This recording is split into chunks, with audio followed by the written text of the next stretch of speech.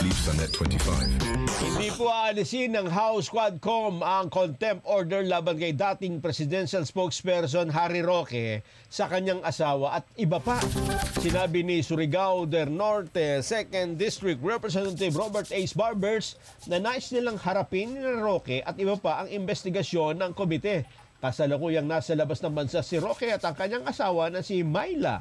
Sa progress report na ipinadala sa National Bureau of Investigation ay inirekomenda ng Quad Panel na dapat imbestigahan ang Bureau of Immigration para matuklasan kung sino ang tumulong kay Roque makalabas ng bansa.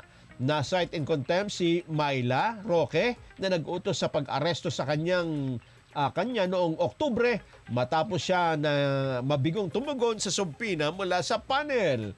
Si Harry naman ay inuugnay sa Lucky South 99 matapos matagpuan, makita ang mga dokumento ng bangko at iba pang papeles na may pirma daw po ni Harry Roque.